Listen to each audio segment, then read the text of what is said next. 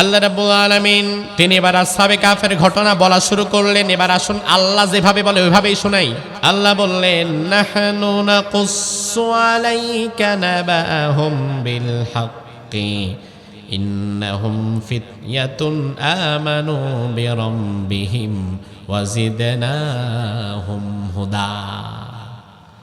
ও নবী, আমি আল্লাহ তাআলা পরিপূর্ণ অথেন্টিসিটি সহকারে, কোনো বানোয়াট ভাবে নয়, পরিপূর্ণ অথেন্টিসিটি সহকারে আসহাবে কাফের ঘটনা এখন আপনাকে জানিয়ে দিচ্ছি। রব্বুল আলামিন বলেন, ওয়ারাবাতনা আলা কুলুবিহিম ইয কামু ফাকালু রব্বুনা রব্বুস সামাওয়াতি ওয়াল আরদি লান নাদউ মিন দুনিহি ইলাহান লাকাদ কুলনা ইযান শাতাতা। ওই যুবকেরা যখন বাদশার সামনে দাঁড়িয়ে কথা বলছিল, আমি আল্লাহ রাব্বুল আলামিন ওই মুহূর্তে তাদের ঈমানের পাওয়ার আরো বাড়িয়ে দিয়েছিলাম। এই 7 জন যুবক বলল, মৃত্যুর ফয়সালা তো জমিনে না, মৃত্যুর ফয়সালা তো হয় আসমানে। ঠিক এই কথাটাই বলেছিল ওসমান হাদী। আমি তাফসীর থেকে পড়ে অবাক হয়ে যাই। হাজার হাজার বছর আগে ওই 7 জন ঈমানদার যুবক জালিম বাদশার সামনে দাঁড়িয়ে বলেছিল, মৃত্যুর ফয়সালা জমিনে হয় না আসমানে হয়। একই কথা 2025 সালে আবার পুনরাবৃত্তি করে গেল ওসমান হাদী ভাই। মুশরিক দাদা বাবুরা হিসাব কষে দেখেছে, ওসমান হাদী যেভাবে ইনসাফের পক্ষে কথা বলেছে, ন্যায়ের পক্ষে কথা বলেছে, ভারতীয় আধিপত্যবাদীদের বিরুদ্ধে কথা বলেছে, ওসমান হাদীর এই মতাদর্শ যদি বাংলাদেশের যুবকদের মধ্যে একবার ঢুকে যায় আর বাংলাদেশের যুবকরা যদি সোচ্চার হয়ে যায়, আগামীর বাংলাদেশে ভারতপন্থী রাজনীতির কবর রচিত হয়ে যাবে।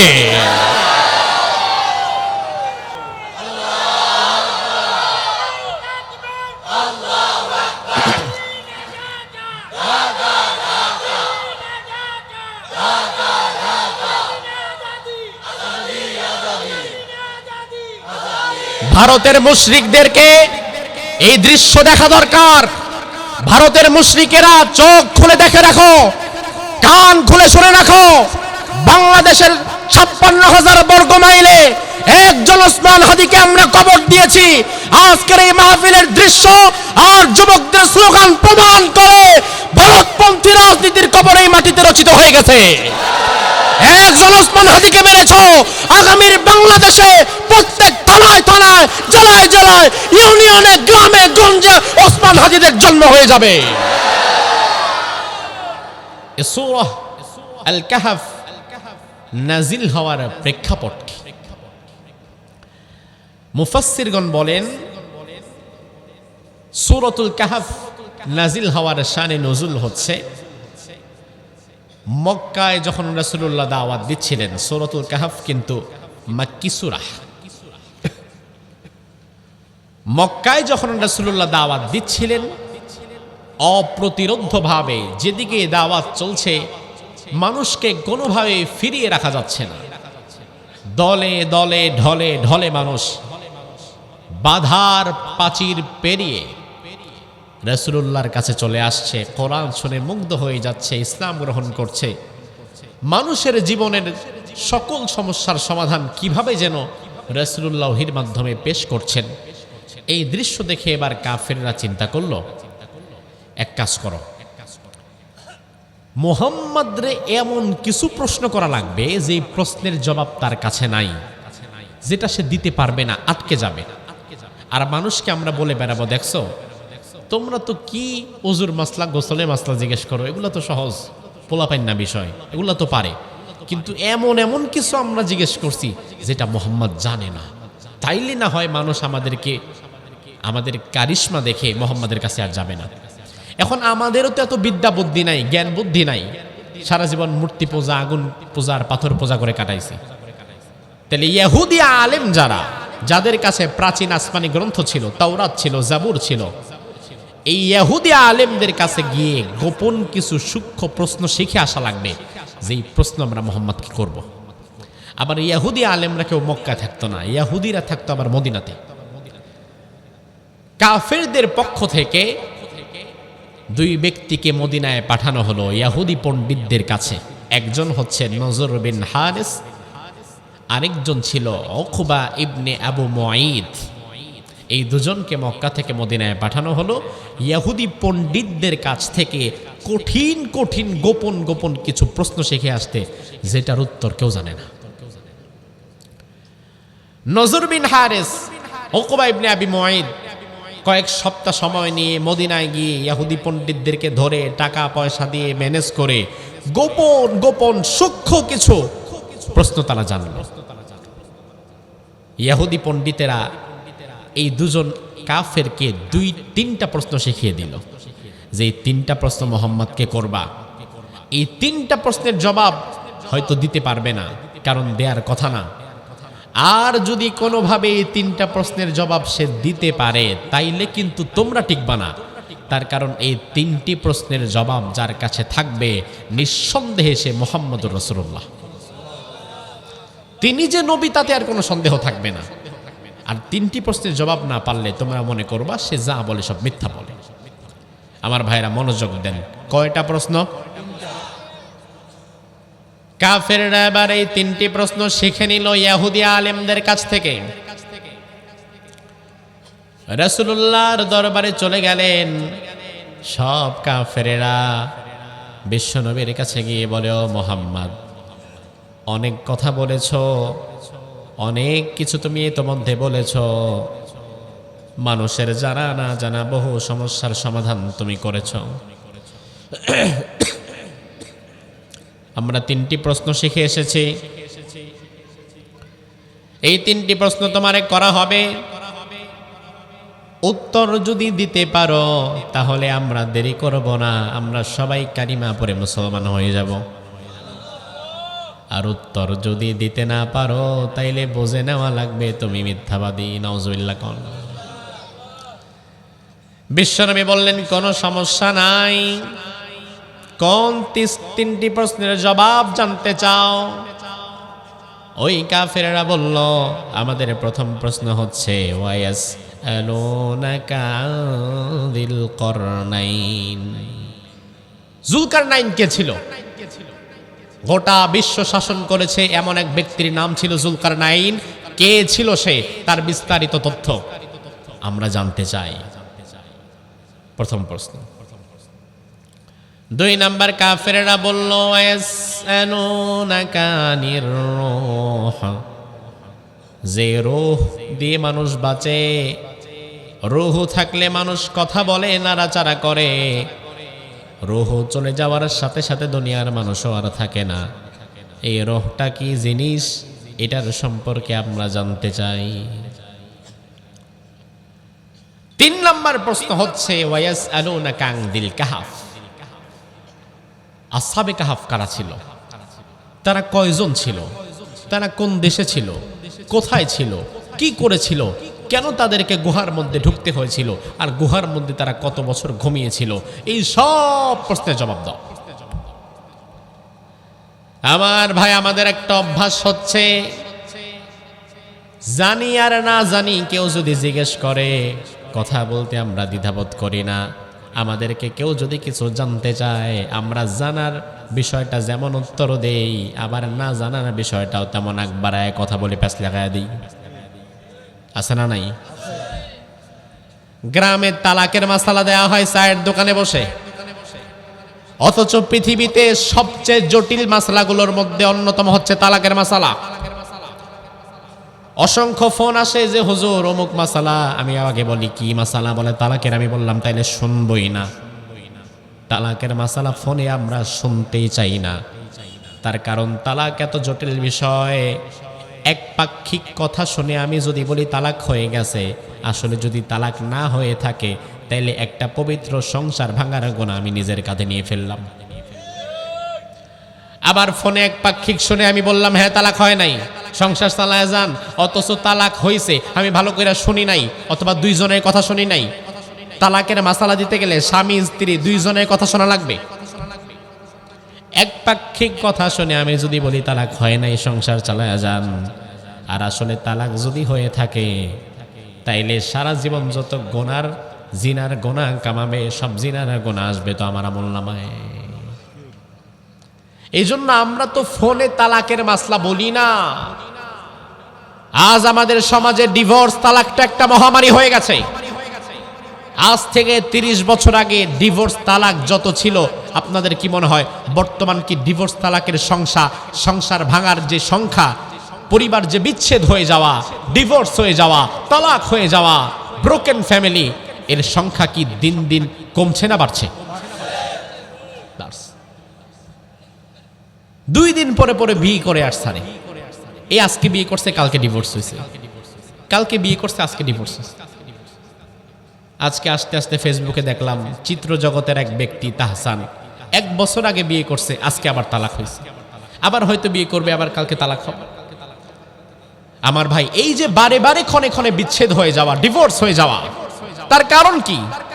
তার কারণ আমাদের পরিবারগুলোর মধ্যে আমরা ইসলাম মেনটেন করি না। আর যে পরিবারে ইসলাম থাকে না, ওই পরিবারে সত্যিকার অর্থে শান্তিও থাকে না। এই যে ভাইরা বসে আছেন, মাসুদ ভাই, মাহবুব ভাই, পরিবার 6 জন ভাই তারা। আর বর্তমানে বিয়ের আগ থেকেই পরিকল্পনা হয়, বিয়ের পরেও পরিকল্পনা হয় যে একজন বাচ্চার বেশি নেওয়া যাবে না, 1 সন্তানের বেশি না, না কি বলে, কি জানো, 1 ছেলে 1 মেয়ে, কি জানো একটা স্লোগান আছে, আমি ভুলে গেছি। 2 সন্তানের বেশি নয়, 1জন হইলে ভালো হয়, না হইলে আরো ভালো হয়। জঘন্য স্লোগান। অথচ ইমানদারের সংখ্যা যত বাড়বে তত রহমত বরকত দিবেন কে? তুমি ভয় পাও কেন মিয়া? রিজিকের মালিক কি তুমি নাকি? রিজিকের মালিক কে? তো যেই তালাকের মাসালা আমরা ফোনে বলতে পর্যন্ত সাহস পাই না, ওই তালাকের মাসালা আপনি কথার কথা আগামী দিন চায়ের দোকানের মোড়ের মধ্যে গিয়া বলবেন অমুকের বউর সাথে অমুকের এই কথা হয়েছে, তালাক হয়েছে কিনা জানা দরকার। পাশ থেকে মুরব্বী একটা চায়ের কাপড় চমুক দিয়ে বলবে তালাক হয় নাই। চায়ের দোকানদার কবে, চাচা তালাক কিন্তু হয়ে গেছে, এর কথা হইলেন না। অর্থাৎ চায়ের দোকানে মুফতির অভাব নাই। আমার ভাই, কোরআনে আল্লাহ বললেন ওয়ালা তাকফু মা লাইসা লাকা বিহি ইলম, যে বিষয়ে তোমার জ্ঞান নাই ওই বিষয়ে কথা বলবা না। ইন্নাস সামা ওয়াল বাসারা ওয়াল ফুআদা কুল্লু উলাইকা কানা আনহু মাসউলা। তোমার জবান, চোখ, কান, নাক সবকিছুকে আল্লাহ আলাদা আলাদা ভাবে জিজ্ঞেস করবে। তুমি না জেনে কথা বলে 2 জনের মধ্যখানে কেন পেছ লাগাবা? আল্লাহর হাবিব সাল্লাল্লাহু আলাইহি ওয়াসাল্লামের অভ্যাস ছিল, বিশ্বনবীর কাছে যদি কেউ কিছু জানতে চাইতেন, রাসূলুল্লাহ আগে একবার বলতেন না, হয় এটা আমি জানি, এখনই বলতেছি। হ্যাঁ, বরং বিশ্বনবী সময় নিতেন, তাদেরকে বলতেন অপেক্ষা করো, ওহী আসলেই আমি জানিয়ে দেব। কারণ কোরআনে আল্লাহ বললেন ওয়ামা ইয়ানতিকু আনিল হাওয়া ইন হুয়া ইল্লা ওয়াহয়ু ইউহা।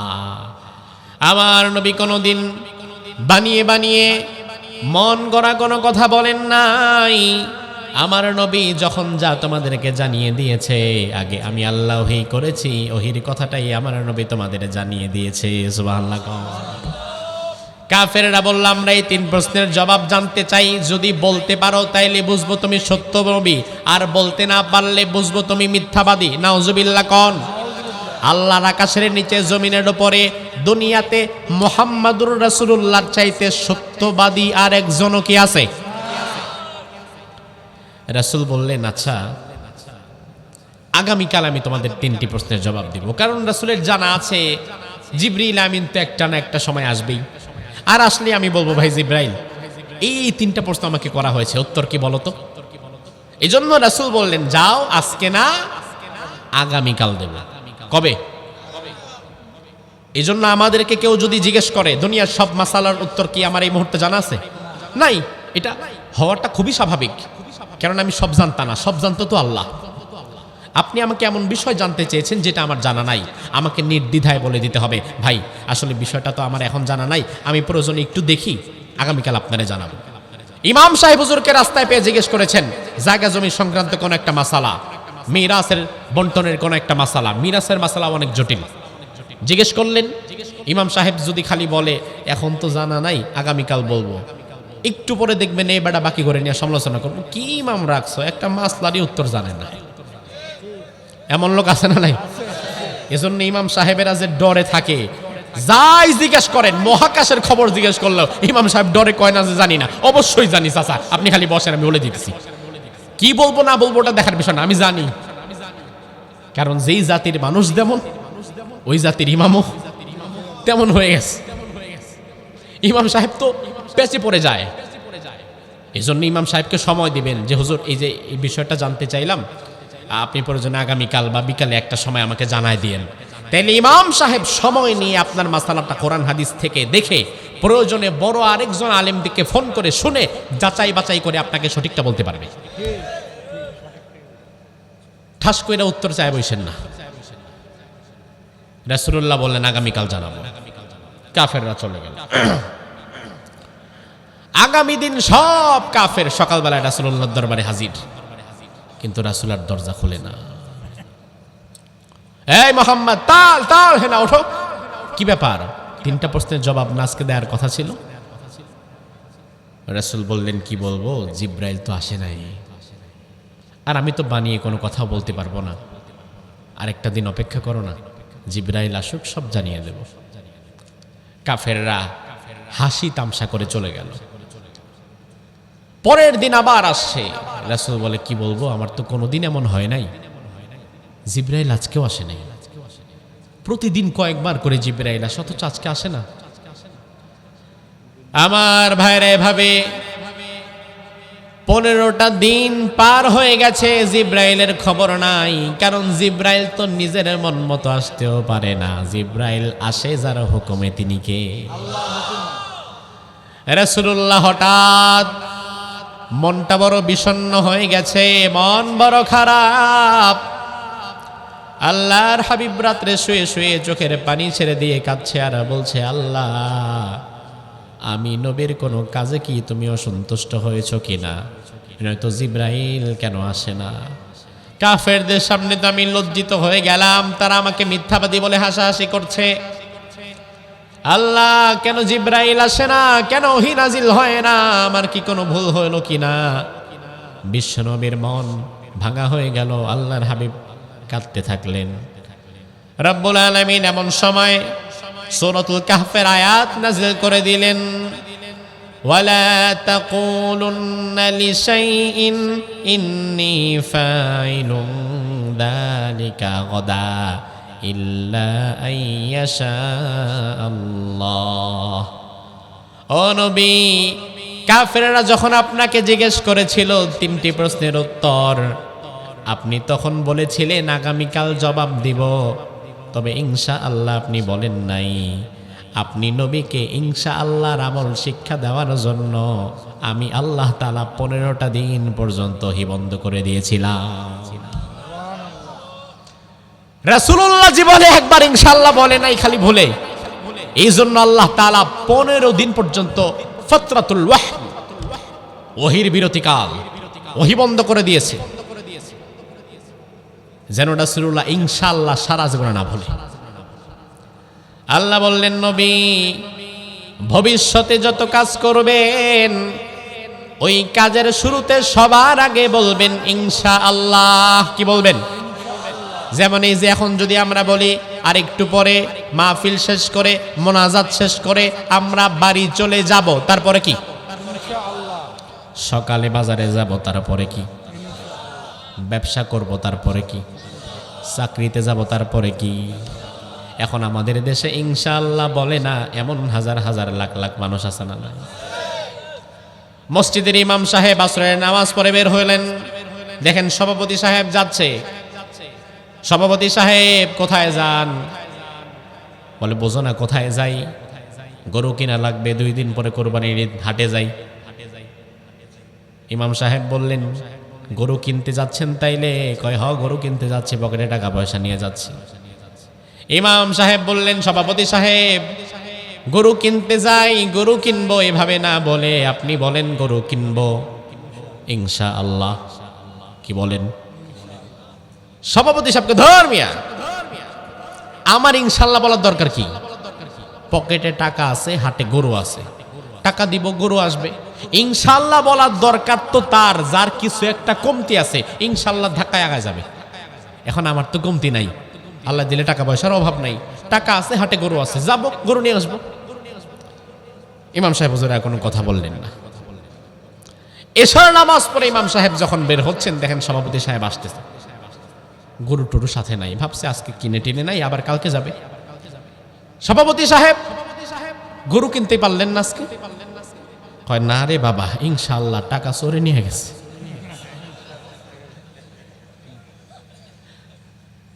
যাওয়ার পরে পকেটে হাত ঢুকায় দেখি পকেটও নাই, টাকাও নাই। তখন আমার মনে হলো, আল্লাহ রে, হাটে গরু ছিল, সাথে টাকাও ছিল, কিনতে পারলাম না। এই জন্য এখন ইনশাআল্লাহ ছাড়া আর কোনো কথাই নাই, ইনশাআল্লাহ আমার সব টাকা আজকে চুরি নিয়ে গেছে। আমার ভাই লক্ষ্য করেন, ভবিষ্যৎ পরিকল্পনার যে কোনো কাজের শুরুতে ইনশাআল্লাহ বলা লাগবে, তাইলে ওই কাজের পরিপূর্ণতা যিনি দান করবেন তিনি কে? এর প্রেক্ষিতে আল্লাহ তাআলা সূরাতুল কাহফ নাযিল করলেন, যাবতীয় সকল প্রশ্নের জবাব আল্লাহ তাআলা এই সূরার মধ্যে দিয়ে দিলেন। আল্লাহু আকবার। এবার আসুন ঐতিহাসিক সেই ঘটনা, গোটা পৃথিবীর ইতিহাস তোলপাড় করে দেওয়া আশ্চর্যজনক যে ঘটনা, ওই ঘটনা বিশ্বাস করতে গেলে আপনাকে পরিপূর্ণ ইমানদার হওয়া লাগবে। যুক্তিতর্ক আর বিজ্ঞান দিয়ে কোরআন বুঝতে পারবেন না। অনেক কিছুই যুক্তিতে আসবে না, বিজ্ঞান অস্বীকার করবে, কিন্তু কোরআন যদি বলে, মুহাম্মদুর রাসূলুল্লাহ যদি বলে, তাহলে যুক্তিতর্ক আর বিজ্ঞানের দরকার নাই। কোরআন যেটা বলবে, হাদিস যেটা বলবে, আল্লাহ যেটা বলবে, রাসূল যেটা বলবে, আমি চোখ বন্ধ করে ওটা মেনে নেব। আল্লাহ রাব্বুল আলামিন তিনি এবার আসহাবে কাফের ঘটনা বলা শুরু করলেন। এবার আসুন আল্লাহ যেভাবে বলে ওইভাবেই শোনাই। আল্লাহ বললেন, নাহনু নাকুসসু আলাইকা নাবাহুম বিল হাক্কি ইন্নাহুম ফিতয়াতুন আমানু বিরাব্বিহিম ওয়া জিদনাহুম হুদা।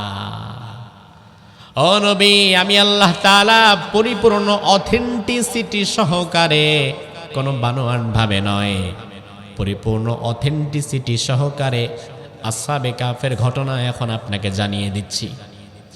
আমার ভাই ভালো করে বোঝেন, ঘটনাটা যদি আল্লাহ বলে, ইতিহাসটা যদি আল্লাহ নিজেই বলে, তাইলে ওই আল্লাহর বলার মধ্যে কি আর কোনো কাটছাট আছে? কমানো বাড়ানো আছে? বিকৃতি আছে? দুনিয়ার মানুষ যখন কোনো ইতিহাস লিখে ওইখানে বিকৃতি করে কি করে না? যেমন বাংলাদেশের স্বাধীনতা যুদ্ধের ইতিহাস, যেই সরকার যখন ক্ষমতায় যায়, স্বাধীনতা যুদ্ধের ইতিহাস সে তার মতো করে লেখে। আওয়ামী লীগ থাকলে স্বাধীনতা যুদ্ধের ইতিহাস একরকম, বিএনপি থাকলে আরেক রকম, ভবিষ্যতে আবার অন্য কোনো দল আসলে হয়ে যাবে আরেক রকম। ইতিহাস যারা লেখে, দলের বিষয়টাকে চিন্তা করে পুরা যুদ্ধটা আমি আর আমার বাপেই করছি, এমন একটা বিষয় জাতির এগিলা খাওয়াইতে চায়। এই জন্য যা খুশি তাই লিখে দেয়। বাংলাদেশের মতো এত বিকৃত ইতিহাস পৃথিবীর অন্য কোনো দেশে আছে বলে আমার জানা নাই। বাংলাদেশের স্বাধীনতা যুদ্ধের ইতিহাস এত বিকৃত, এই স্বাধীনতা যুদ্ধের ইতিহাসে দাড়িওয়ালা আর টুপিওয়ালা মানুষগুলোকে সর্বোচ্চ জঘন্য রাজাকার বলে দেখানো হয়। এজন্য আপনি টেলিভিশনে, নাটক, সিনেমাতে রাজাকার আর মুক্তিযুদ্ধ নিয়ে যত নাটক হবে, যত সিনেমা হবে, ওই সিনেমার মধ্যে ধর্ষণকারী, লুণ্ঠনকারী, খারাপ মানুষের চরিত্রে যে অভিনয় করবে, তার গালের মধ্যে দাড়ি থাকবে, তার মাথায় টুপি থাকবে, তার গায়ে পাঞ্জাবি থাকবে। অথচ মোবাইল তো আমাদের সবার কাছেই আছে, কিচ্ছু করা লাগবে না। এখন তো সময় নাই, আলোচনা নয়তো অন্যদিকে চলে যাবে। আপনারা প্রত্যেকেই বাসায় গিয়ে সার্চ করবেন রাজাকারদের, প্রকৃত রাজাকারদের তালিকা। সার্চ করে 1000 রাজাকারের তালিকা পাবেন। 1000 রাজাকারের মধ্যে 5 জন পাবেন কিনা দাড়িওয়ালা টুপিওয়ালা সন্দেহ, বাকি সব হচ্ছে আম মানুষ। মোস আছে, শার্ট প্যান্ট পরা, লুঙ্গি গেঞ্জি পরা, তারা কেউ আলেম ছিল না, হাফেজ মাওলানা ছিল না, তারা টুপি দাড়িওয়ালা ছিল না, তারা কেউ মসজিদ মাদ্রাসার আলেম ওলামার খাদেম ছিল না। তবু স্বাধীনতার 54 বছর পরে চিহ্নিত ভাবে টুপি আর দাড়িকে যারা রাজাকারের পোশাক বানিয়েছে, এটা দিল্লির স্বার্থকে যারা বাস্তবায়ন করে চলে গিয়েছে।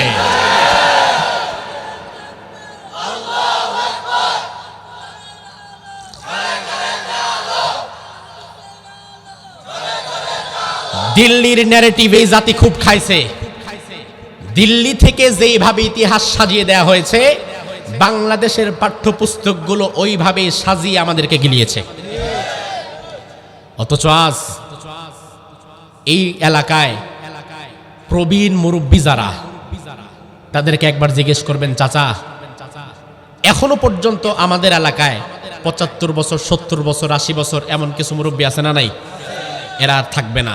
মুক্তিযুদ্ধ যারা সরাসরি দেখেছে, এই প্রজন্মটা খুব অল্প সময়ের মধ্যে শেষ হয়ে যাবে। এদেরকে এখনো সময় আছে, ধরে জিজ্ঞেস করবেন, চাচা মুক্তিযুদ্ধের সময় আপনার বয়স কত ছিল? বলবেন ১৫, ২০, ১৮, ১৭। জিজ্ঞেস করবেন, আচ্ছা ওই সময় আমাদের নোয়াখালীর কয়টা মসজিদের ইমাম সাহেব ধর্ষণ করছে? কয়টা মসজিদের মুয়াজ্জিন রাজাকারগিরি করছে?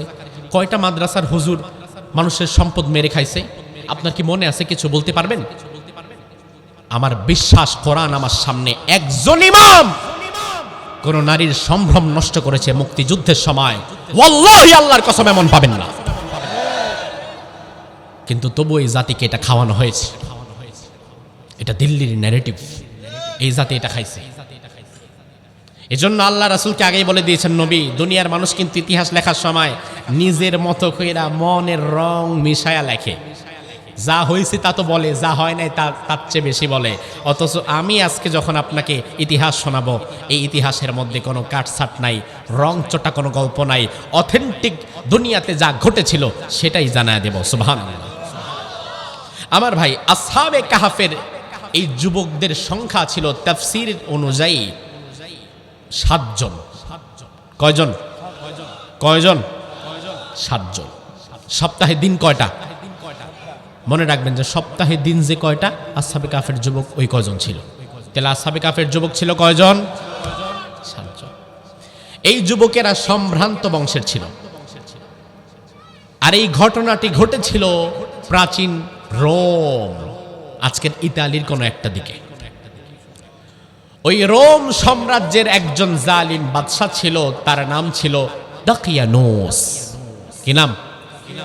দাকিয়ানোস। এই জালিম বাদশা তার পুরো রাজ্যে আসমানি কিতাবের বিধি বিধানগুলো তুলে দিয়ে নিজের আধিপত্যবাদ বিস্তার করে, জুলুমবাদকে কায়েম করে তাগুত হয়ে বসেছিল। অর্থাৎ এই বাদশা নিজে তার পা বাড়িয়ে রাখত, সব মানুষ এসে তাকে সিজদা করত। আর পুরো রাজ্যে এটাই ছিল চিরাচরিত নিয়ম যে এই রাজ্যে থাকতে গেলে সকাল বিকাল দাকিয়ানুসের পায়ে মাথা নত করে থাকতে হবে।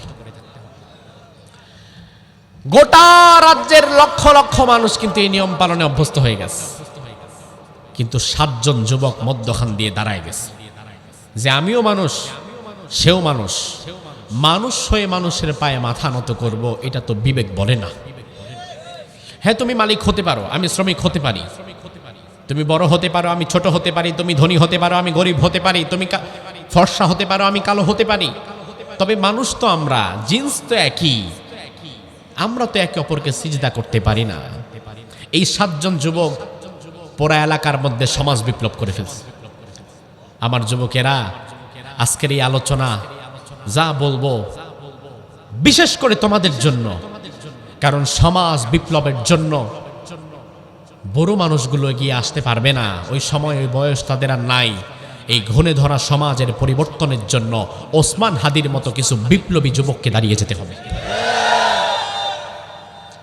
৭ জন যুবক তারা দাঁড়িয়ে গিয়েছে স্রোতের বিপরীতে, যে আমরা দাকিয়ানুসের পায়ে সেজদা দিব না। আমাদেরকে সৃষ্টি করেছেন যিনি, সেজদাও দিব তাকে। সৃষ্টি করেছেন কে? আল্লাহ কোরআনের মধ্যে বললেন, লা তাসজুদু লিশ-শামসি ওয়ালা লিল-কমারি ওয়াসজুদু লিল্লাহিল্লাযী ইন কুনতুম ইয়্যাহু তা'বুদুন। চন্দ্রের পূজা করো না, সূর্যের পূজা করো না, আগুনের পূজা করো না, দুনিয়ার কোনো মানুষকে সেজদা দিও না। সেজদা দেওয়া লাগবে একজনকে, তিনি কে? উসজুদু লিল্লাহি রাব্বিল আলামিন। আকাশ এবং জমিনের প্রতিপালক আল্লাহকে সেজদা দাও, এছাড়া আর কাউকে না। এই ৭ জন যুবক বলল, আমরা সেজদা দিব না।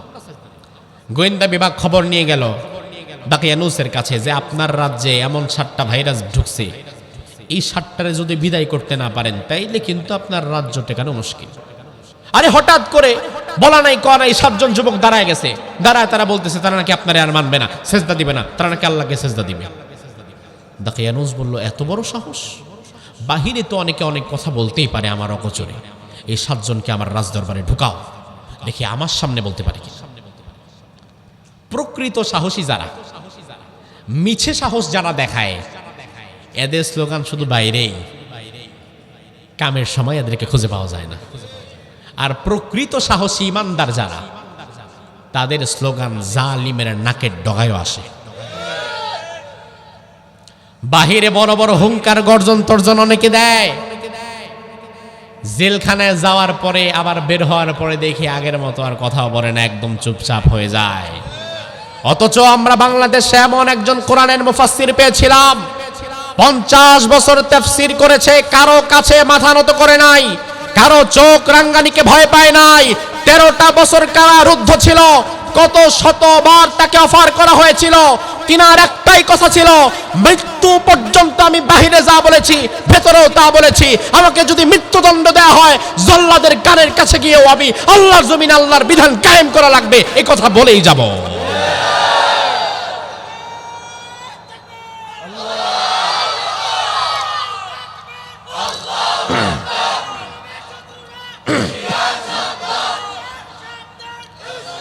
আমার ভাই, এই হচ্ছে প্রকৃত সাহস, যেটা বাহিরে যায় ভেতরেও তা।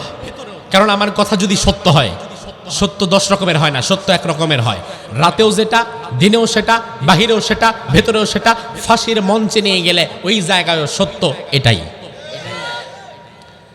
বাদশা বলল তাদেরকে ধরে আনো, দেখি আমার সামনে বলতে পারে কিনা যে আল্লাহ তাদের রব, আমাকে নাকি সেজদা দিবে না, এত বড় সাহস, ধরে আনো। বাদশার লোকেরা গিয়ে এই 7 যুবককে বলল তোমরা রাজদরবারে বাদশার সাথে দেখা করবা। এই 7 জন যুবকরে বলা হলো আগামীকাল দুপুরের মধ্যে রাজার সাথে দেখা করবা, তোমাদের সাথে দেখা করবে রাজা।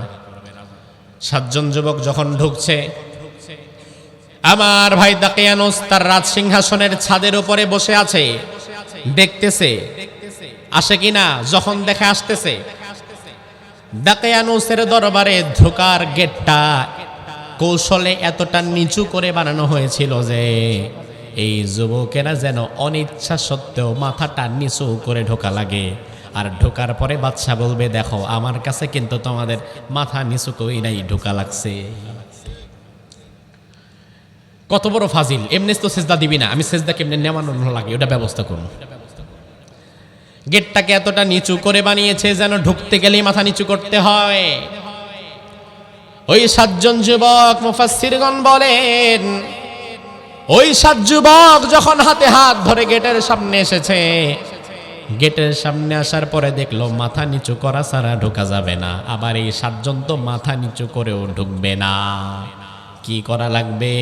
এই 7 জন হাতে হাত রেখে আল্লাহু আকবারের একটা আওয়াজ দিয়ে একসঙ্গে বিশাল এই গেটটার মধ্যে লাথি মারলো, সাথে সাথে পুরা গেটটা চুরমাচুর হয়ে ভেঙে পড়ে গেল।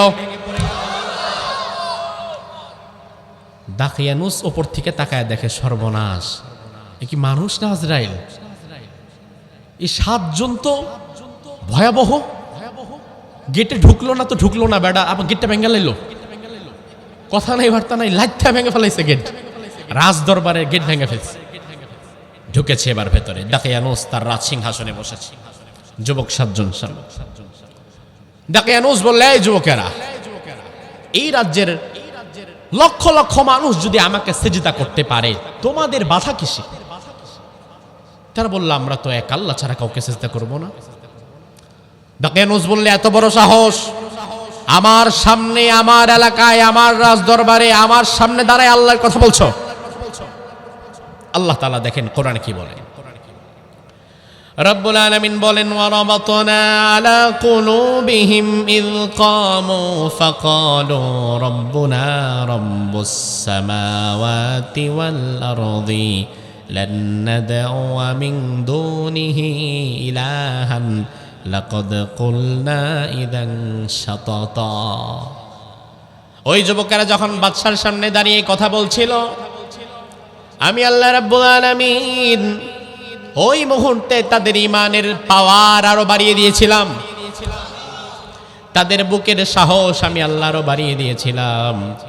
ওই যুবকেরা নিচের দিকে তাকিয়ে নয়, দাকিয়ানো জালিম বাদশার চোখে চোখ রেখে কথা বলছিল। বাদশা তাদের জিজ্ঞেস করলো, কেন আমাকে কেন মানবা না, আর তোমার রবকে, তার পরিচয় কি?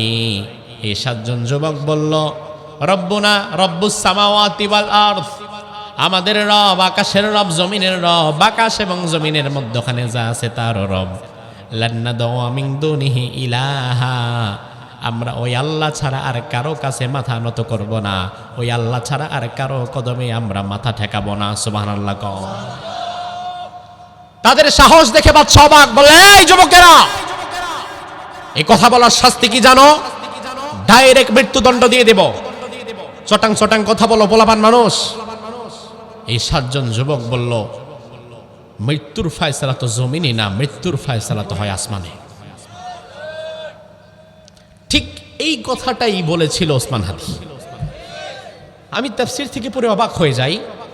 হাজার হাজার বছর আগে ওই সাতজন ইমানদার যুবক জালিম বাদশার সামনে দাঁড়িয়ে বলেছিল, মৃত্যুর ফয়সালা জমিনে হয় না, আসমানে হয়। একই কথা 2025 সালে আবার পুনরাবৃত্তি করে গেল ওসমান হাদি ভাই। সেও আধিপত্যবাদীদের মুখের উপরে দাঁড়িয়ে, জালিম স্বৈরাচারের মুখের উপরে দাঁড়িয়ে বলেছিল। তাকে যখন সাংবাদিকরা নানান সময় প্রশ্ন করত, আপনি যে এত সত্য কথা বলেন, সবার গোমর ফাঁস করে দেন, আপনি যে বাংলাদেশের পক্ষে, ইনসাফের পক্ষে, ন্যায়ের পক্ষে এত কথা বলেন, আপনার কি জীবনের হুমকি নাই? আপনার কি মরতে হবে না? আপনাকে কেউ কি মেরে ফেলতে পারে না? ওসমান হাদি তখন বলেছিল, মৃত্যুর ফয়সালা তো জমিনে হয় না, হয়তো আসমানে। কি হারাইছি আমরা। আজকে একটা সত্য কথা বলে যাই, নিজের বিরুদ্ধে গেলেও বলে যাই। দেশপ্রেমের প্রশ্নে, মজবুত ইমানের প্রশ্নে আমার মতো শত দাড়িওয়ালা টুপিওয়ালার চাইতে একজন ওসমান হাদি বেশি এগিয়ে।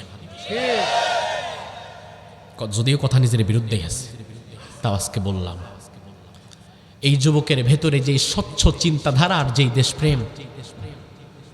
ওসমান হাদির কথা তো একটাই ছিল যে বাংলাদেশে বাংলাদেশপন্থী রাজনীতি লাগবে।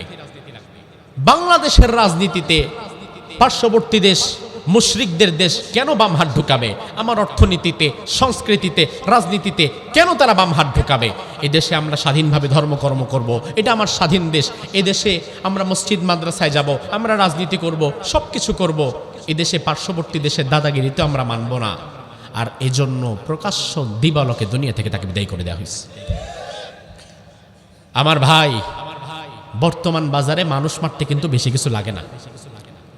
গাঁজাখোর, ইয়াবাখোর, মদখোর, গাঁজার নেশা উঠছে, রাত্রেবেলা তার হাতে 10,000 টাকা ধরায় দেন, গাঁজার নেশায় পাগল হয়ে গেছে, টাকা নাই, 10,000 টাকা ধরায় দিয়ে যদি বলেন, এই যে মানুষটা ঈশান নামাজ পড়ে যাচ্ছে না, কিচ্ছু করা লাগবে না, তুমি খালি একটা ছুরি দিয়ে তার পেটের মধ্যে পার দিবা।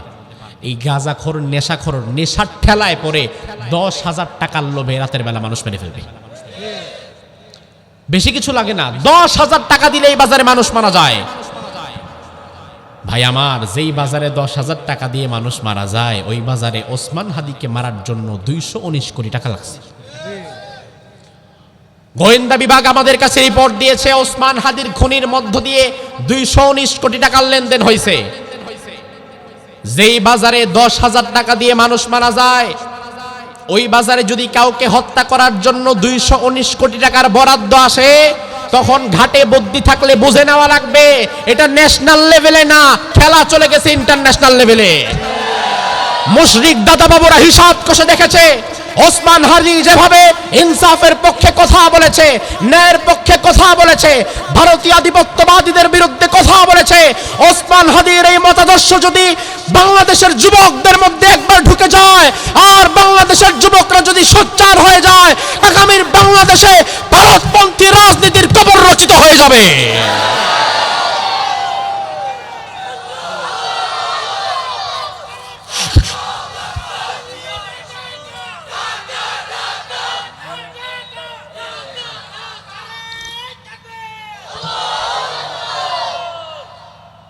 এই বেটা স্লোগানটা তো জমলই না, মধ্যখানে আরেকজন ঢুকাই দিয়েছেন দেখে।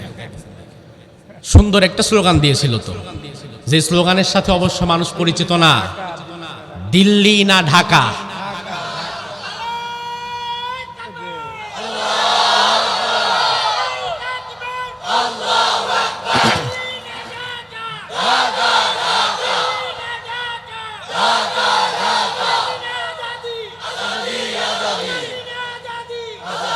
ভারতের মুশরিকদেরকে এই দৃশ্য দেখা দরকার। ভারতের মুশরিকেরা চোখ খুলে দেখে রাখো, কান খুলে শুনে রাখো, বাংলাদেশের 56,000 বর্গ মাইলে একজন ওসমান হাদিকে আমরা কবর দিয়েছি। আজকের এই মাহফিলের দৃশ্য আর যুবকদের স্লোগান প্রমাণ করে ভারতপন্থী রাজনীতির কবর এই মাটিতে রচিত হয়ে গেছে। একজন ওসমান হাদিকে মেরেছ, আগামীর বাংলাদেশে প্রত্যেক থানায় থানায়, জেলায় জেলায়, ইউনিয়নে, গ্রামে গঞ্জে ওসমান হাদিদের জন্ম হয়ে যাবে। দেখে রাখো, ওসমান হাদির রক্ত বিষ ফোঁটা হয়ে তোমাদেরকে ধ্বংস করে দিবে ইনশাআল্লাহ। ওসমান হাদির রক্ত বৃথা যাবে না, বলেন আমিন। এমন যুবক আমরা চাই। আমার যুবক, এমন যুবক হও তুমি। ওসমান হাদির জন্য মানুষ কাঁদে। সে যখন বেঁচে ছিল মানুষ তাকে জোর করে টাকা দিত। আরে শেষরাত দল, আহারে যুবক, তোমার তো চাঁদাবাজি করার জন্য গাড়িওয়ালা, রিক্সাওয়ালা, ভ্যানওয়ালা, স্টেশনের দোকানদারের কাছে ভিক্ষুকের মতো দাঁড়ানো লাগে। আর ওসমান হাদিকে মানুষ জোর করে টাকা দিত ভালোবাসার জায়গা থেকে। তুমি নিজেকে ওই জায়গায় দাঁড় করাও, ওই জায়গায় দাঁড় করাও। তুমি তোমার আদর্শ ওসমান হাদিকে বানাও।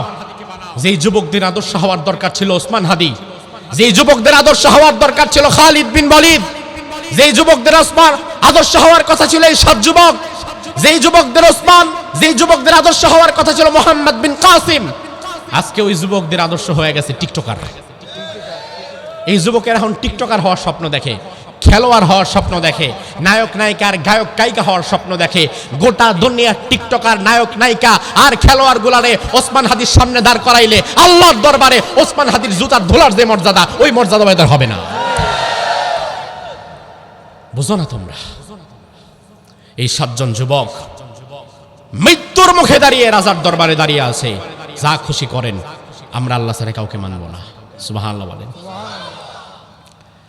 আমার ভাই, বাচ্চা চিন্তা করলো এখন যদি তারে মেরে ফেলি, তাহলে এলাকার মানুষ বলবে দাকিয়ানুস এত ভীত মানুষ, 7 জন যুবকরে ঘরের মধ্যে ডেকে নিয়ে মেরে ফেলেছে, সাহস পায় নাই বাহিরে মারতে। দাকিয়ানুস বলল ঠিক আছে, এখন ছেড়ে দিচ্ছি, চলে যাও। 2 দিন পরে আবার আমার সাথে দেখা করবা, তখনও যদি তোমরা মতামত চেঞ্জ না করো তোমাদেরকে আমি মেরে ফেলবো। এই 2 জন যুবক, এই 7 জন যুবক বের হয়ে গেছে।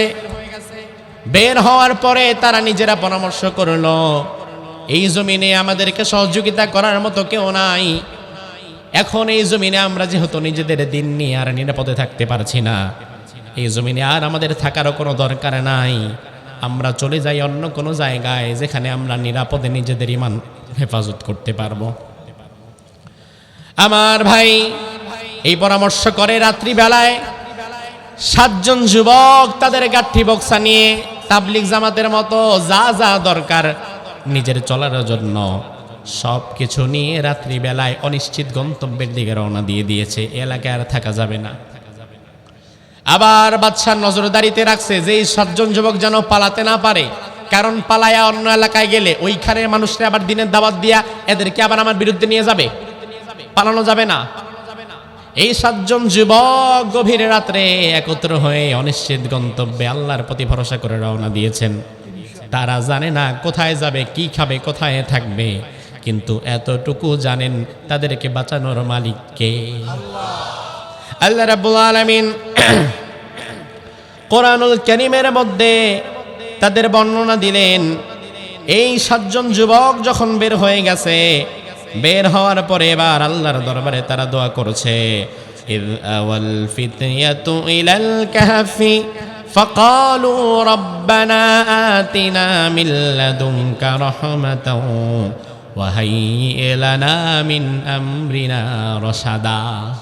আয় আল্লাহ, কই যাব, কি খাবো, কি করব কিছুই আমরা জানি না, মেহেরবানি করে আপনি আমাদের প্রতি রহম করেন, কারণ আল্লাহর রহমত ছাড়া বাঁচার মতো কোনো উপায় আমাদের। এই 7 জন যুবক একত্রে হাঁটছে, এমন সময় দেখে পিছনে লাগছে একটা কুত্তা। কি? কুকুর। কুকুর কি? কুকুর। কুকুর একটা পেছনে লাগছে। যুবক কয়, কিরে কুকুর দেখি আমাদের পেছনে পেছনে আসে। আচ্ছা দাঁড়াও, এক কাজ করি, আমরা ডান দিকে যাই, দেখি কুকুর কই যায়। যুবকেরা ডানে ঢুকছে, কুকুর ডান ঢুকে। যুবকরা কাছে দাঁড়া, আমরা দেখি বামে যাই। যুবকেরা আবার বামে গেছে, কুত্তাও বামে গেছে। যুবক কয়, কিরে কি বিপদে পড়লাম, এমনি নিজেরাই বাঁচি না, এর মধ্যে আবার কুকুর একটা লাগছে পেছনে।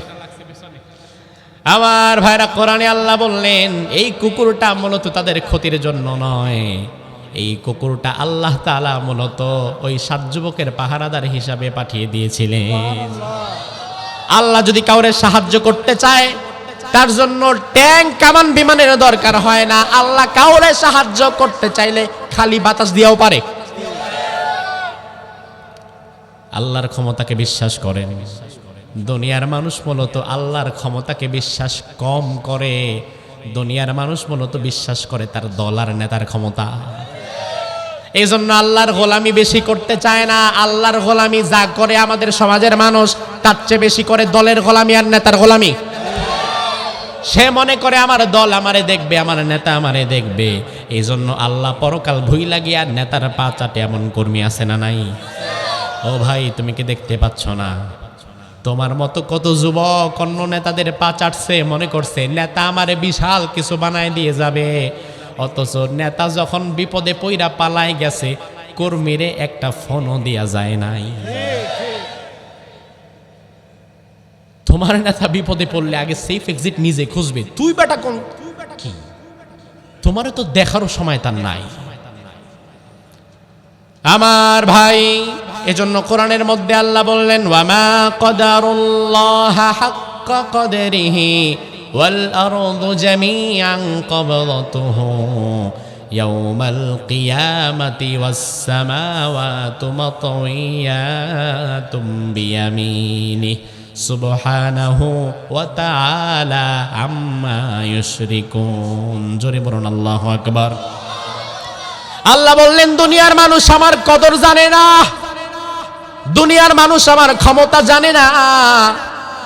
ও দুনিয়ার মানুষ, শুনে নাও, যেই জমিনে তোমরা থাকো, পুরা জমিনটাকে আমি আল্লাহ আমার হাতের মুঠোয় ভরে নেব। পুরা আসমানটাকে আমি আল্লাহ আমার ডান হাতে নিয়ে নেব। জমিন আসমান সব আল্লাহ তার হাতের মুঠোর মধ্যে নিয়ে নিতে পারেন। তাইলে ক্ষমতা কি আমেরিকার নাকি আল্লাহর? ক্ষমতা কি চীন রাশিয়ার নাকি আল্লাহর? সুপার পাওয়ার কি আমেরিকা নাকি আল্লাহ?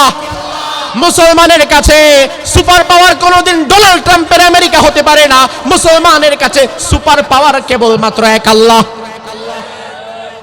কারণ আমেরিকার বিমান যতই শক্তিশালী হোক না কেন, আমেরিকার বিমান যত উঁচুতেই উড়ুক না কেন, তোমারে মনে রাখা লাগবে আমেরিকার বিমান রহমানের আরশের নিচেই থাকে। সুপার পাওয়ারের বিমান তো রহমানের আরশের উপরে উঠতে পারে না। আমেরিকার বিমান যদি কোনোদিন রহমানের আরশের উপরে উঠতে পারতো, তাইলে তুমি না হয় আমেরিকার পা চাটতা।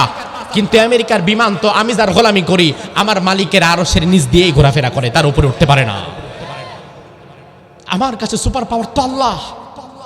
গোটা বিশ্বে আজ আধিপত্যবাদ আর সন্ত্রাসবাদের মূল হোতাই হচ্ছে আমেরিকা।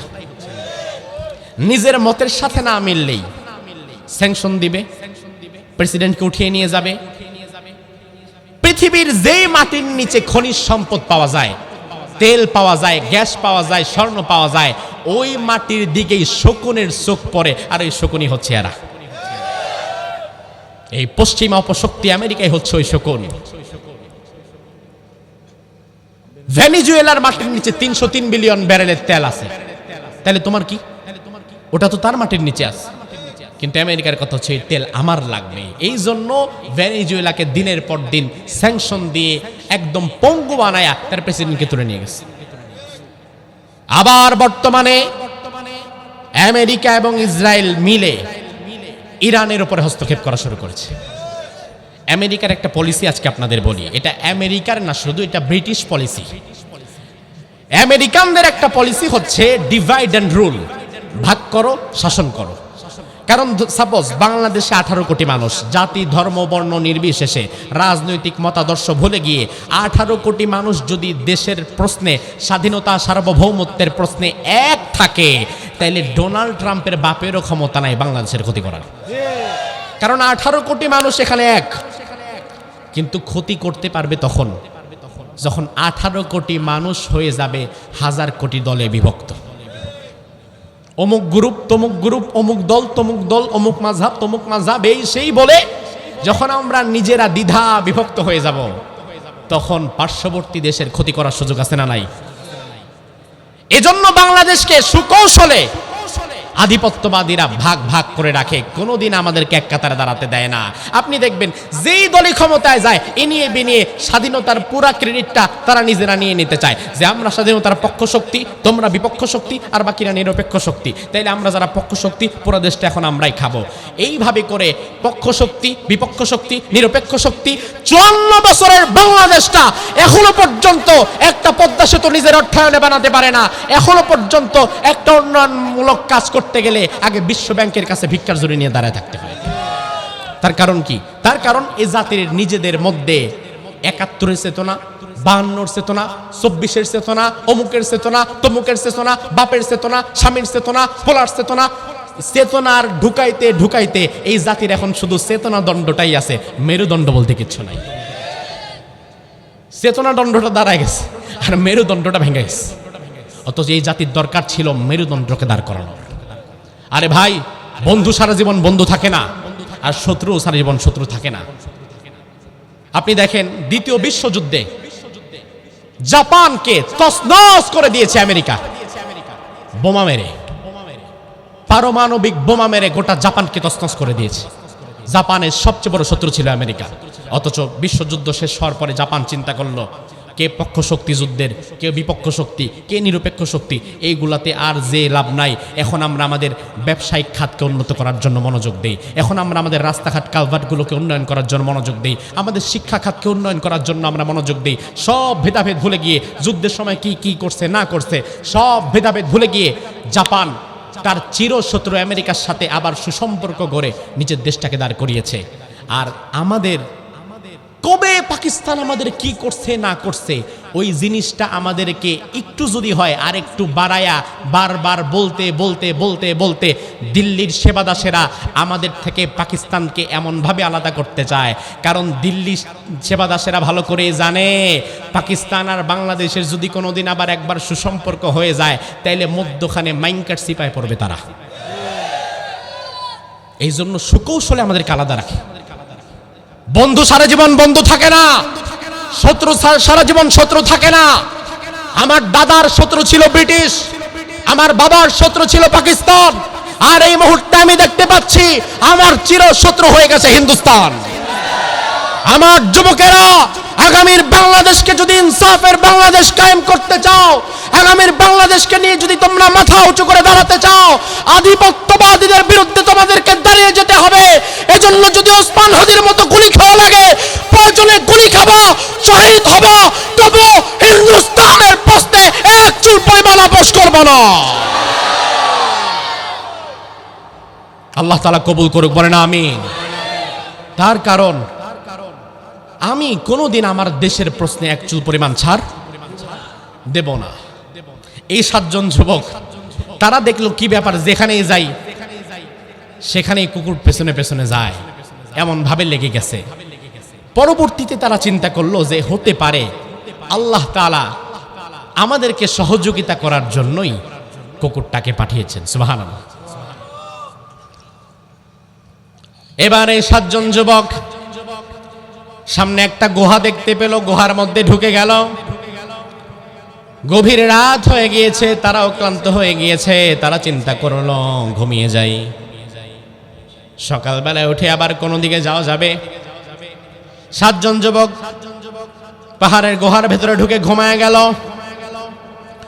আল্লাহ রাব্বুল আলামিন কোরআনে কারীমের মধ্যে বললেন, আমি আল্লাহ তাআলা এই 7 জন যুবকের মধ্যে এমন ঘুম দিয়ে দিলাম, ফাদরাবনা আলা আযানিহিম ফিল কাহফি সিনিনা আদাদা।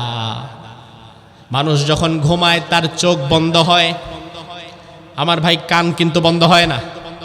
এই জন্য প্রচণ্ড ঘুমের মধ্যেও যদি পাশে মোবাইল থাকে, মোবাইলের রিংটং যদি বেজে ওঠে, কানের মধ্যে যদি আওয়াজ যায়, তাইলে ঘুমটা ভেঙে যায়। কিন্তু আল্লাহ রাব্বুল আলামিন বললেন, আসহাবে কাফের এই যুবকদের কানও আমি বন্ধ করে দিলাম। ঘুমা, জম্মের ঘুমান ঘুমা, চোখও বন্ধ, কানও বন্ধ, সব বন্ধ। আল্লাহ বললেন, অনির্দিষ্ট কালের জন্য আমি তাদের ঘুম পাড়ায় দিলাম। আমার ভাই, কেউ যদি দীর্ঘ সময় একচেটিয়া একভাবে মাটির মধ্যে শুয়ে থাকে, মাটির মধ্যে এমন একটা ক্ষমতা আছে, ওই মাটির দাহ্য ক্ষমতা, পচন ক্ষমতা মানুষের শরীর পর্যন্ত পচায় ফেলতে পারে, একভাবে যদি লাগাতার শুয়ে থাকে। এজন্য আল্লাহ রাব্বুল আলামিন বললেন, আমি আল্লাহ তাআলা এই মানুষগুলোকে এমন ভাবে ঘুম পাড়ালাম, ওয়াতারাশ শামসা ইযা তালাআত তাযাওয়ারু আন কাহফিহিম যাতাল ইয়ামিনি ওয়া ইযা গরাবাত তাকরিদুহুম যাতাশ শিমালি ওয়া হুম ফি ফাজওয়াতিন মিন। আমি আল্লাহ রাব্বুল আলামিন তাদের ঘুমটাকে এমন লম্বা করলাম।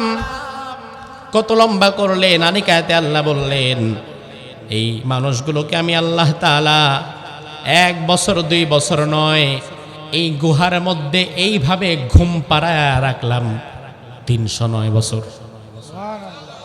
কয় বছর? কয় বছর? 309 বছর। সুবহানাল্লাহ, 309 বছর একটানা দুনিয়াতে আল্লাহর রহমত ছাড়া কেউ ঘুমাইতে পারবে? এতদিন কেউ বাঁচবে? আমার ভাই লক্ষ্য করেন, 309 বছর যে ঘুমালো, এই 309 বছরে কি পৃথিবী থেমে গেছে? সূর্য ওঠা বন্ধ হয়ে গেছে? না। আমার আল্লাহ বলে, আমার বান্দাদের ঘুমে যেন কোনো ডিস্টার্ব না হয়, আমি আল্লাহ তাআলা প্রতিদিন সূর্যটা যখন উঠতো, সূর্যের আলোটাকে আমি ঢেকে দিতাম, ডানের সূর্যকে বামে নিয়ে যেতাম, আবার সূর্যকে পেছনে নিয়ে আসতাম, যাদের তাদের ঘুমের কোনো ব্যাঘাত না ঘটে। আবার মাটি যেন তাদের শরীরটা পচায়া ফেলতে না পারে, ফেরেশতাদের মাধ্যমে মানুষ মাছ ভাজি করার সময় যেমন উল্টে পাল্টে দেয়, আমি আল্লাহ তাআলা ফেরেশতাদের মাধ্যমে তাদেরকে চিৎকার করায় উল্টে পাল্টে দিচ্ছিলাম। এভাবে করে তারা 309 বছর ঘুমালো। 309 বছর পর এবার আল্লাহ তাআলা তাদের ঘুম ভাঙলেন। হঠাৎ একজনের ঘুম ভাঙছে, সে উঠে এবার বাকিদেরকে ডাকতেছে, ওডো তাড়াতাড়ি আরেক দেশে যাওয়া লাগবে, এখানে বেশিক্ষণ থাকা যাবে না, নাইলে আবার ডাকে নোসাইস আপনাদেরকে বিদাইব। এখন সে মনে করছে, ওই যে রাত্রে শুইছি 3-4 ঘন্টা হয়েছে, তাড়াতাড়ি আরেক জায়গায় গিয়া বাঁচা লাগবে। এখন মধ্যখানে যে 309 বছর চলে গেছে, এই খবর তাদের। কোরআনে আল্লাহ রাব্বুল আলামিন এই ঘটনাগুলো আমাদেরকে পরিষ্কারভাবে জানিয়ে দিচ্ছেন। এই মানুষগুলো যখন এবার ঘুম থেকে উঠছে, ঘুম থেকে ওঠার পরে তারা দেখলো ওয়াকালবুহুম বাসিতুন দিরাইহি বিল ওয়াসিদ, তাদের সাথে যে কুকুর আসছিল রাত্রি বেলায়, ওই কুকুরটা গুহার মুখের সামনে মরে শুটকি হয়ে কুকুরের হাড্ডি গুড্ডি বেড়ে গেছে। তারা কয়, কিরে, রাত্রিবেলা আসলো আমাদের সাথে, সকালবেলা কঙ্কাল পইরা আছে, কাহিনী কি? কালো জাদু করছে নাকি? কুত্তা না রাত্রে আমাদের সাথে আসলো, সকালবেলা দেখি কুত্তা নাই, কুত্তার খুলি আর হাড্ডি গুড্ডি পইরা আছে। একজন আরেকজনকে প্রশ্ন করলো, কি ব্যাপার, কামলা বিস্তুম, ঘুমাইছো কতক্ষণ? ক্বালু লাবিসনা ইয়াওমান, একজন বলল হয়তো একদিন পুরানাই ঘুমায় ফেলছি। আরেকজন বলল, আরে পাগল, একদিন না, আও বা'দা ইয়াওম, হয়তো আধা দিন ঘুমাইছি, এখনো ঘুমটা ভালো করে লাগে নাই, কাঁচা ঘুম, কাঁচা ঘুম। আমার ভাই এবার বলল, ক্বালু রাব্বুকুম আ'লামু বিমা লাবিসতুম, আরেকজন বলল, আরে মিয়া বাদ দাও, আসলে কতটুকু ঘুমিয়েছি আমরা তো কেউ জানি না, জানি কে? ঘুমের আলাপ বাদ দাও, পেটের মধ্যে ক্ষুধা আছে না নাই?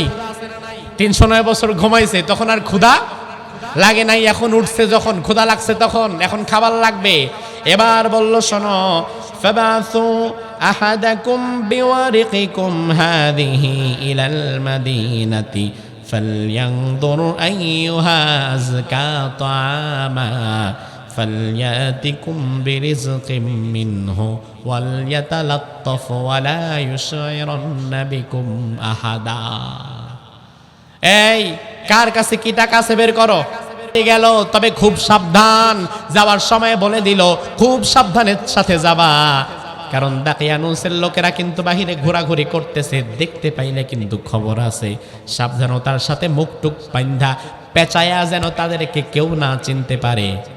টাকা পয়সা নিয়ে বাজারে গেছে, গুহা থেকে বের হয়ে কিরে এই জায়গায় না ছিল পাহাড়, এই জায়গায় দেখি পুষ্কনি হয়ে গেছে, এখানে না রাত্রে যাওয়ার সময় দেখলাম গাছপালা, এখানে দেখি মানুষ বাড়ি করে ফেলেছে। সে তো জানে না যে মধ্যখান দিয়া কয়শো বছর নাই, 300 বছর। আমি একবারও বলছি 300 বছর, 309 বছর। সে কয় কি রে, রাত্রে গেলাম ভালো রাস্তা, এখন দেখি মানুষের বাড়ি ঘর, এ রাত্রে দেখলাম পাহাড়, এখন দেখি গুহা, এখন দেখি পুকুর। কারণ শত বছরে কত কিছু পরিবর্তন হয়। আজ থেকে 100 বছর আগে এই জায়গায় কি ছিল আল্লাহ ভালো জানে, হয়তো জঙ্গল ছিল। 200-400 বছর আগে কি ছিল তাও আল্লাহ ভালো জানে, হয়তো নদীর কোনো শাখাও থাকতে পারত। বছরকে বছর এগুলো পরিবর্তন হয়ে যায়। এবার এই লোক খুব মুখ টুক ঢেকে, কেউ যাতে তাদের না চিনে, টাকা পয়সা নিয়ে একটা দোকানে গেছে, বলে ভাই রুটি নিব, দেন রুটি নিস। টাকা বের করছে, কত, এত, এই যে নেন। দোকানদার টাকা নিয়ে, আমাদের কোনো দোকানদারের কাছ থেকে আপনি কিছু কিনলেন, কেনার পরে যখন তাকে 500 টাকার নোটটা দেন, সে কি একটু দেখে না? দোকানদার এবার টাকা দেখে একবার টাকার দিকে তাকায়, একবার তার দিকে তাকায়, কারণ এই টাকা দোকানদারের বাপেও দেখে নেই। লাগছেনি পেস দোকানদারকে, কি রে। আপনি যদি ধরেন আপনাদের এই পশ্চিম শফিপুর বাজারে একটা দোকানে গেলেন, গিয়ে একটা 10 টাকার চিপস কিনলেন, কিনে এমন একটা টাকা দিলেন তারে, ওই টাকায় মোহাম্মদ আলী জিন্নার নাম লেখা, পাকিস্তানের প্রেসিডেন্টের নাম, ওই স্বাধীনতা যুদ্ধের সময় যারা ছিল টিল। কিরে, এই টাকার মধ্যে ভুট্টু সাহেবের কথা, ইয়াহিয়া খানের কথা, জিন্নার ছবি। দোকানদার কেউ সর্বনাশ করছে, এটা কোন দেশের টাকা? আবার এটাও ভাবতে পারে যে আপনি স্বাধীনতা বিরোধী কিনা, বা মুক্তিযুদ্ধের চেতনায় এই টাকা আবার আপনার কাছে আসলো কিনা। ওই দোকানদার পড়ছে বিপদে, এটা কি টাকা দিলেন। এখন টাকার দিকে একবার তাকায়, ওই বেড়ার দিকে একবার তাকায়।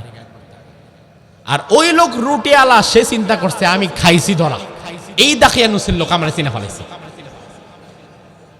দুই দিক দিয়ে বেশ লাগতেছে, কেউ কারো প্রকৃত হালত বুঝতেছে না। এবার দোকানদার বাকি দোকানদারদেরকে রাখতেছে, ভাই দাঁড়ান দাঁড়ান, একটা লোক পাওয়া গেছে। আর ওই লোক বুঝছে, ও তাইলে দাখিয়ানুসের কর্মী তোমরা সবাই, ঠিক আছে, রুটি মুটি ফালায়া দৌড়। সবাই মিলার টেনে ধরে আনছে, এই দাঁড়াও, এই টাকা কই পাইছো? ওই টাকা কই পাইছি মানে, এটা আমার টাকা হয় না, এইটা তো আজকালকার যুগের টাকা না, এটা তো শত শত বছর আগের টাকা। সে ওই মেয়ে পাগল, গতকালকে রাত্রে বাড়ির থেকে বের হয়েছি, আর আপনি বলেন 309 বছর আগের টাকা না। টাকা হলো এই রাজ্যের একজন রাজ দরবারের পণ্ডিত ব্যক্তিকে, সে এসে টাকাটা দেখে বলল, এই টাকা তো 300 বছর আগে বাতিল হয়ে গেছে। এই যে টাকার মধ্যে দাখিয়ানুসের ছবি দেখতে পাচ্ছ, সে ছিল একজন জালিম রাজা, তার রাজত্ব তো অনেক আগেই খতম হয়ে গেছে, আর এখন তো এদেশে একজন ইমানদার মুমিন মুত্তাকি রাজা শাসন করছে। ওই বেটার কোনো কথায় মাথায় ঢোকে না, যা বলে সব মাথার উপর দিয়ে যায়। কারণ তার একটাই কথা, আমি রাত্রেবেলা আসছি, ঠিক মতো ঘুমও হয় নাই, রুটি দেখায় তাড়াতাড়ি ঘুম দিতে হইব। কাঁচা ঘুমটা ভাঙ্গায় আসলাম মিয়া হোটেলের মধ্যে নাস্তা খাইতে, আর আপনারা কৌপ লাগাই দিচ্ছেন আমি বলে 309 বছর আগের মানুষ। তারা এবার বলল, আচ্ছা আমাদের রাজ দরবারের রাজাকে ডাকা দরকার।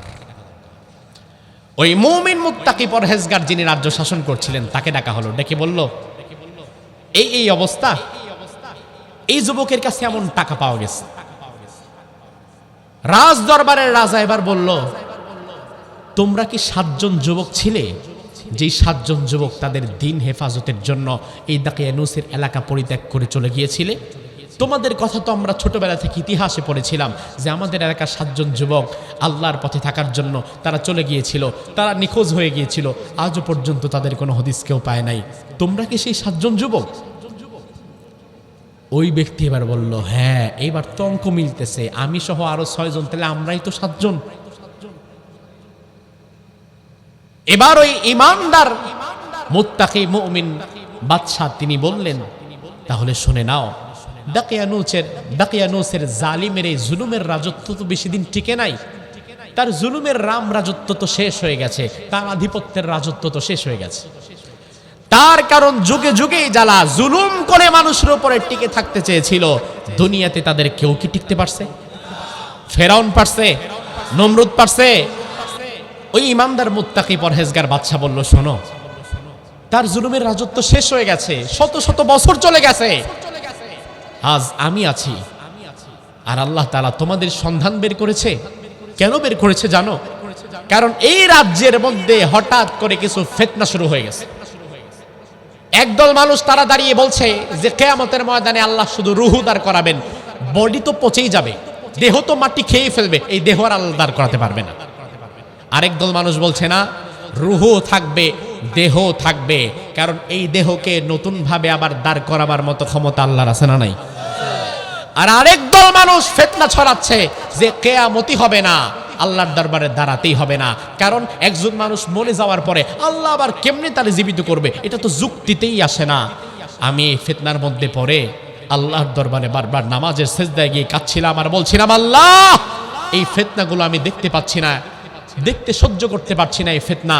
আমার জাতির সামনে এমন একটা বিষয় তুমি ঘটায় দাও যেটা দেখার মধ্য দিয়ে এই জাতির লোকেরা বুঝে যায় কিয়ামত সত্য, আখিরাত সত্য, পরকাল সত্য, তোমার দরবারে দাঁড়াতে হবে, তোমার দরবারে সবাইকে যে তুমি দাঁড় করাবা এই ক্ষমতা তোমার আছে, এমন কিছু একটা ঘটায় দাও, দেখায় দাও। হয়তো আমার দোয়ার বরকতের কারণেই আল্লাহ তাআলা 309 বছর পরে তোমাদেরকে জিন্দা করে এই জাতির ভুল ভেঙে দিয়েছে। এবার ওই যুবক বলল, হতে পারে, আমি আমার বাকি 6 ভাই যারা বসে আছে তাদের কাছে আপনাদেরকে নিয়ে যেতে চাই। তারাও বললেন, আসেন চলেন। ওই গুহার মধ্যে গেলেন। এখন গুহার 6 জন তো এত মানুষ আসা দেখা মনে করছে এই বুঝি জীবন শেষ। দাকিয়ানুসের লোক, যারে পাঠাইলাম রুটি আনতে, রুটি না আইনা আরো লোকজন নিয়ে আসছে। এরপরে তাদেরকে বলল, আশ্বস্ত হন, ভয় পায়েন না, বিস্তারিত শোনেন। দাকিয়ানুসের বাপ দাদা চাচা কেউ নাই। আর এটা নতুন জামানা, 309 বছর আমরা পার করে ফেলেছি ঘুমিয়ে। ওই যে আল্লাহর দরবারে দোয়া করেছিলাম, আল্লাহ এক ঘুমে গোটা পৃথিবী ওলট পালট করে দিয়ে 309 বছর পরে আমাদের ঘুম ভেঙে দিয়েছেন। আসহাবে কাফের ওই গুহাটা বর্তমান ইতিহাস অনুযায়ী জর্ডানের আম্মান শহরে আছে। এই যে আর 1 মাস পরেই রমজান, প্রস্তুতি আছে তো ইনশাআল্লাহ? ফেব্রুয়ারিতে রমজান চলে আসছে। এই ফেব্রুয়ারির প্রথম দিকে জর্ডান এবং মিশর আমার সফর আছে। গত রমজানে আমি মিশরে ছিলাম 10 দিন। এর মধ্যে 5 দিন ফিলিস্তিনি ভাইদের জন্য কিছু কাজ করেছিলাম। বাংলাদেশের বর্ডারের পাশে যেমন ইন্ডিয়া, মিশরের বর্ডারের পাশে ফিলিস্তিন, কাঁটাতারের বেড়া ওই পাশে ফিলিস্তিন। রোহিঙ্গারা যেমন বাংলাদেশে লক্ষ লক্ষ এসেছে আশ্রয় প্রার্থী হিসাবে, মিশরের রাফাহ অঞ্চলে এমন হাজার হাজার মানুষ, হাত নাই পা নাই, বোমা রাখেতে শরীরের একটা অংশ উড়ে গেছে, নষ্ট হয়ে গেছে, চোখ নাই, ছোট ছোট অনেক বাচ্চা ফিলিস্তিনের মানুষ শরণার্থী হিসাবে তারা আছে। রমজানে একটা ইফতার প্রজেক্টে কিছু কাজের জন্য আমি সেখানে গিয়েছিলাম। এই রমজানেও ইনশাআল্লাহ তাআলা আমরা একটা ফান্ড সংগ্রহ করে ফিলিস্তিনের ওই ভাইদের কাজের জন্য আবারও আমি যাচ্ছি। তবে এই রমজানে শুধু মিশর না, মিশরের সাথে জর্ডানেও আমরা কিছু কাজ করতে চাই, কারণ জর্ডান, মিশর, ইসরায়েল, ফিলিস্তিন এগুলো সব পাশাপাশি, প্রত্যেকটার সাথে প্রত্যেকটা বর্ডার। তো আল্লাহ তাআলা চাইতো এই রমজানে এই আয়াতের তাফসীরগুলো যখন পড়ছিলাম, যখন খুঁজে পেলাম যে আসহাবে কাফের গুহাটা জর্ডানে, তখনই পরিকল্পনা করে ফেলেছিলাম যে জর্ডানে গিয়ে এই আসহাবে কাফের ঐতিহাসিক এই গুহাটাও দেখে আসা দরকার। একটা হচ্ছে কোরআন হাদিস তাফসীর পড়ে পড়ে ওয়াজ করা, আর একটা হচ্ছে সরাসরি নিজে দেখে এসে ওয়াজ করা। কোনটা মজা লাগে? একজন সারা জীবন খালি হজ কি, কয় আরকান, কয় ফরজ, কয় ওয়াজিব, কোথায় পাথর মারতে হবে, কোথায় সাই করতে হবে পড়েছে, পড়ে পড়ে ওয়াজ করছে। হজের ওয়াজ তার থেকে শুনলে খুব বেশি মজা পাবেন না। হজের ওয়াজ শুনবেন এলাকার ওই মুরব্বী থেকে, যে পড়াশোনা কোনোদিন করে নাই কিন্তু নিজে বাস্তবে হজ করে আসছে। তাইলে সেখানে আরো প্রাণবন্ত কিছু কথা শুনতে পাবেন।